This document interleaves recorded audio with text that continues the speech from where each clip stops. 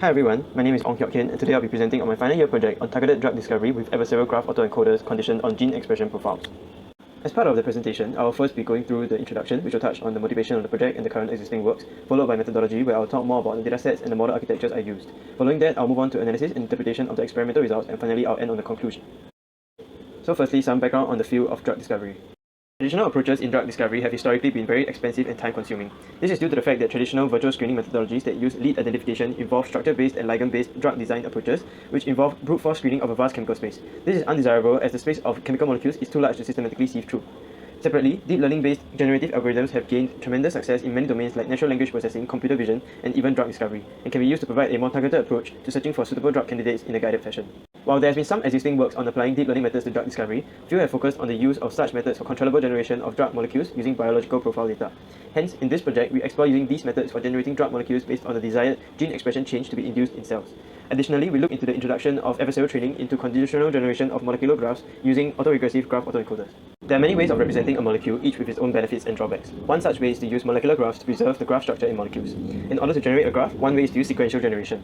An example of sequential generation can be seen in the following work by the Microsoft Generative Chemistry team. In this paper, they proposed a model called Molar, which is one of the state-of-the-art models in graph generative models for drug discovery.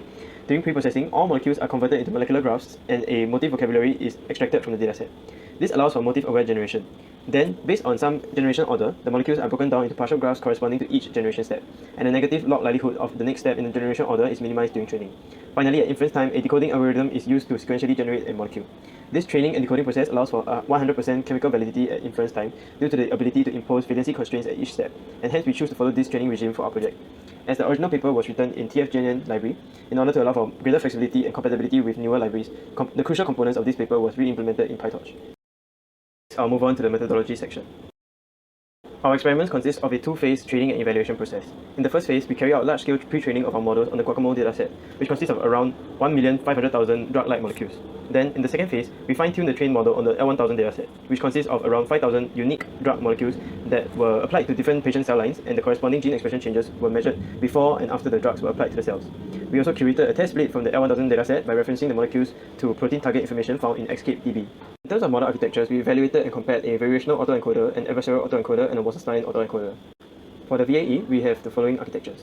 For the encoder, we made use of a GNN to encode the molecular graph information into a latent vector representing the parameters of a unit multivariate Gaussian, similar to a typical VAE, and sample from this distribution to get a latent code, which the decoder MLPs will use to predict the next step in the sequential generation.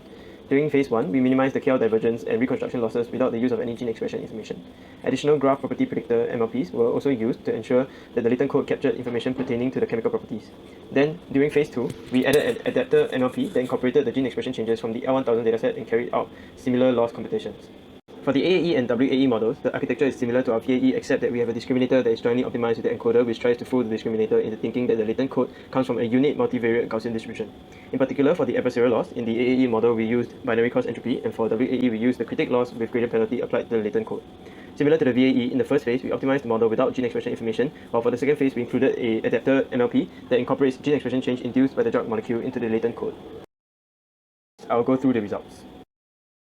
Firstly, we go through the results from phase 1. During this phase, extensive ablation studies were carried out, comparing the use of different training regimes like the use of the one-cycle learning rate scheduler, application of cyclical annealing for the KL divergence loss, gradient clipping, and molecule generation step dropout, amongst other things, in order to achieve the best training stability and establish a good baseline model. Finally, the models that performed the best on the Guacamol benchmark were shown above along with their sample molecules. As shown, the WAE outperforms the rest in the Guacamol benchmark.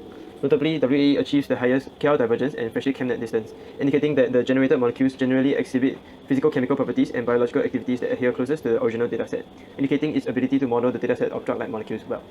All three architectures also scored full marks on validity due to the use of the molar decoding algorithm, and in general, from the sample molecules, it can be noticed that adversarial training generally increases the structural complexity of the molecules generated.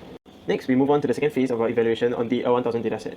In order to investigate the effects of large-scale pre-training and how helpful it is, we compared using pre-trained weights from phase 1 and training the same three models from scratch solely on the small constrained L1000 dataset, comprising around only 5,000 unique molecules and their respective gene expression differences induced. Here, the FS prefix denotes the models that were trained from scratch on only the L1000 dataset, while the TL prefix refers to models that underwent transfer learning from the Guacamol dataset. All 6 models were evaluated on the Guacamol benchmark.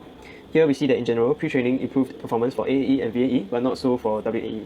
Overall, TL AAE outperforms all other models, while FS WAE comes second.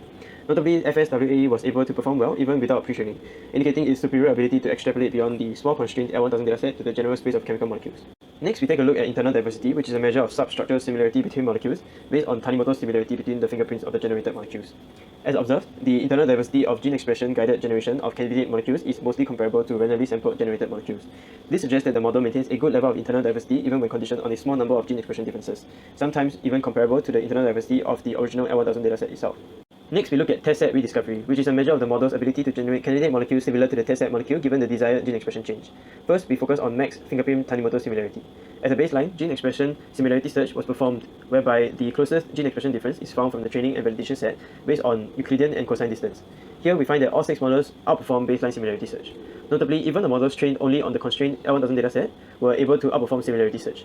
Hence, this implies that given a desired gene expression change or any other biological data, conditional generation using these models might be a better bet than simply searching for the nearest known drug molecule, even if the dataset available for training is small. Similar results are observed for Frege similarity and for Morgan fingerprint Tanimoto similarity. Here are some of the top 5 test set rediscovery candidate molecule similarities from each of the 6 models. Next, we look at synthetic accessibility scores, which is a measure of how easy it is to synthesize the generated molecule. From the bar plot, we observe that in general, conditioning on gene expression change decreases assay score, which is likely due to the fact that drug molecules are inherently more complex. Next, we observe that TLAAE and FSWAE outperform baseline similarity search, but improve assay score when conditioned on gene expression change, implying that these two models might display greater adherence to the underlying distribution of drug molecules and might not be increasing structural complexity just to induce the desired gene expression change. Lastly, we observe that in general, AAEs give a lower assay score, generating more complex molecules on average. VAEs give higher assay score, evident from the simpler molecules it produces on average, and WAE bridges this gap, allowing for greater structural complexity but better adherence to the original dataset of drug molecules. Lastly, we look at QED, which is a measure of the drug likeness of a molecule. First, we focus on the QED for randomly sampled molecules. In general, we observe that transfer learning produces better QED scores, which is expected since the model is exposed to a larger corpus of drug-like molecules.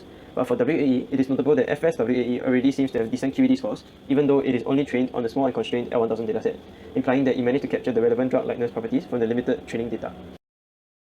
Next, we move on to discussion. To summarize, firstly, usage of the molar decoding algorithm allows for 100% chemical validity, which is a significant advantage over current methods in controllable generation of drug molecules.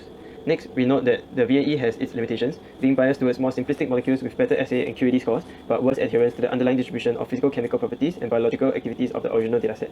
Next, we observe that adversarial training improved modeling complexity, giving better Guacamol scores but lower assay and QED scores.